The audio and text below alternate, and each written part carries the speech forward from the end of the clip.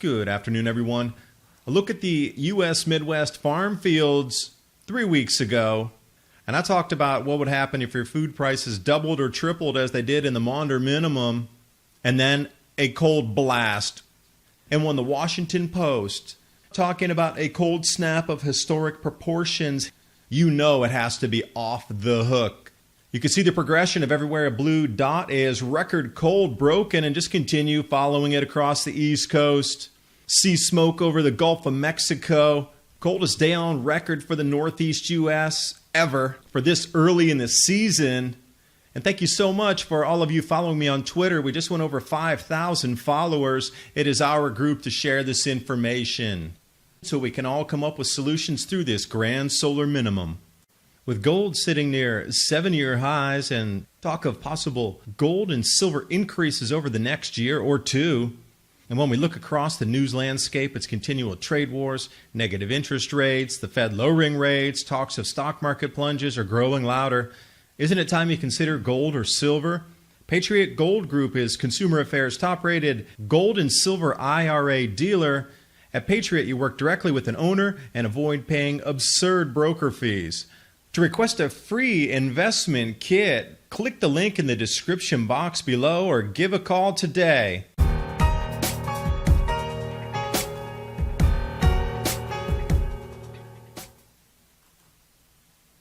We all saw the forecast maps of these ridiculous below normal temperatures of 30 plus degrees Fahrenheit so early in the season.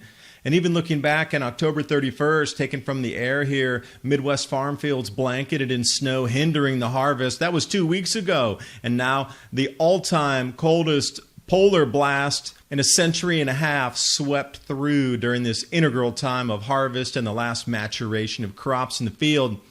And when the Washington Post says that it's the most severe early November cold snap in more than a century, they're underreporting it because they keep using the word cold snap, but it was actually a century and a half and broke all records going back as far as we have records back into temperature stations across the United States, including some of the oldest temperature stations in the Northeast U.S.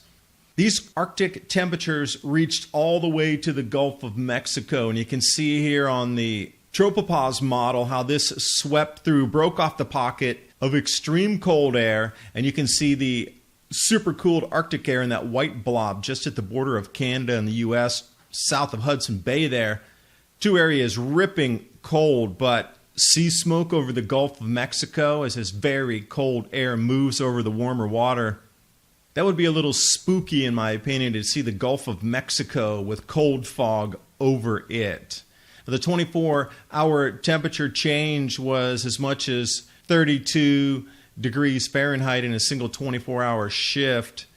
And Caitlin also putting up some amazing photos of the cold front blasting ahead, but take a look at the clouds that are in there. I think some of us will recognize exactly what those are with the dissipating striations there and these ghostly angelic clouds. And a fun fact here from the National Weather Service, New Orleans, the 13th of November, morning low temperatures compared to all of last winter, including January, February, the entire coldest depths of 2018-19 winter. This November 13th smashed through every one of those. Not even into the second half of November, and it still broke every cold record, including all of last winter's.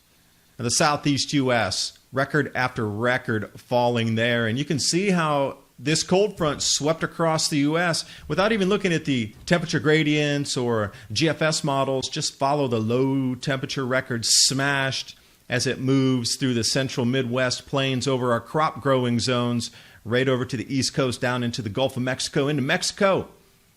Coldest in almost 200 years. Thousands of cold records broken this early in the season. Unprecedented is an understatement. And if you come over here to MaxR, that's maintained by the Midwest Regional Climate Center, what they have is a full list of what's called extremes. So it has to be above a certain anomaly amount to get into this extreme category. Now, most times they're talking about 18 degrees Fahrenheit difference or more to come into the extreme. That dark purple is where we're looking at extremes. So I thought, well, how extreme is extreme? 35, 40 degrees under the normal temperatures? That's extreme. So I was focusing a little bit up on the Northeast because they had the longest temperature records up there. You know, it was the first part of the United States when the ships came over from England at the time.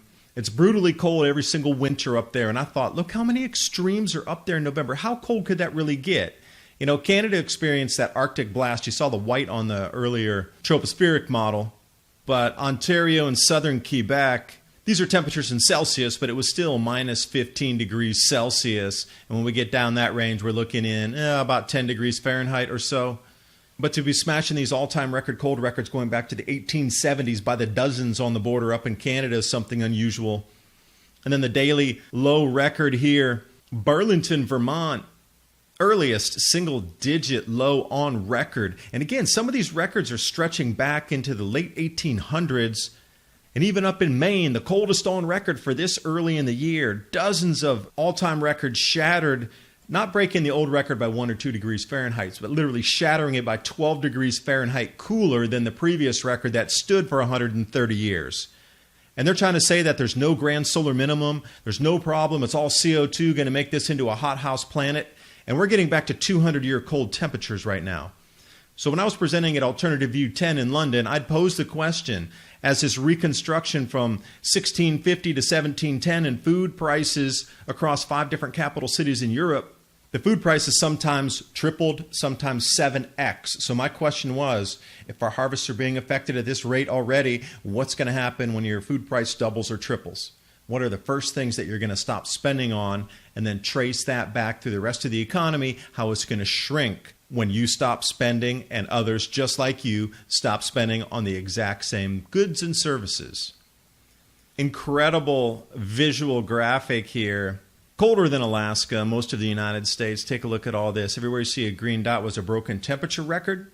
And it seems to match up pretty well with what was seen on the extreme forecast and also what Cool WX Weather was putting together with the temperature charts along with NOAA and the national weather stations. And my wake-up moment doing this video was taking a look here. Snowiest months on record.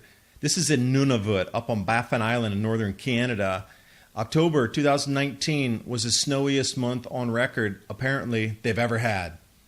But obviously it gets too cold when it gets into, December, January, when it's minus 40, it just doesn't snow. So this is the snow season currently. Breaking all-time snowfall records in Baffin Island. And I thought, okay, I've seen this before. Where did I see it? Baffin Island. I encourage you to take a look at that Leonard Nimoy talking about the Ice Age starting. And the research that they did with Baffin Island specifically was pinpointed this to the Laurentide ice sheet glaciation pinpoint start point. Now I have a whole PDF, actually several on this. I'll come back and do a different video on it. Links in the description box below. And this is an eye-opener here because for myself, I'm posing the question, is this the beginning of a larger cycle that's going to intensify over the next centuries? We shall see. But you'll notice in Europe, where the cold temperature records were broken during the same time from the 9th of November to the 16th, it was all up around Norway, Sweden, Finland. But I thought it was so record warm up there. Weren't we lectured? How dare I bring that up? That is so inconvenient. And thank you for the overwhelming response on the Adapt 2030 t-shirt and hoodie limited edition November design that I unveiled. It's not CO2, it's not you, it's the sun. Merch is available through the end of the month. It's available over here on Teespring, links in the description box below, and it's another way to support the Adapt 2030 channel and keep information like this flowing to you, and I will see you next video.